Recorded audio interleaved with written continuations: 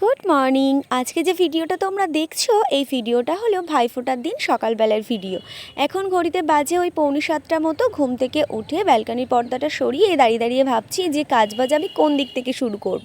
আজকের ভাইফোঁটা বলে কথা, অনেক রান্নাবান্না রয়েছে, তার সাথে আরও এক্সট্রা অনেক কাজবাজ রয়েছে। আর এইখানে যে জামা কাপড়গুলো রয়েছে এগুলো না সব ধোয়া কাচা করতে হবে, বাট আজকের আর সময় নেই। ভাইফোঁটার আগের দিন আমাদের এখানে ঠাকুর বিসর্জন হয়েছিল, তাই সমস্ত জামা কাপড়গুলো বের করেছে। আর এইভাবেই আর কি সকালবেলাতে এখন থাক, কালকে পরিষ্কার করে নেব। নিচে এসে দেখছি এখানে আদা রসুন পেস্ট করা হয়ে গেছে, মাছ ধোয়া হয়ে গেছে, এখানে মাংসটাও ধোয়া হয়ে গেছে।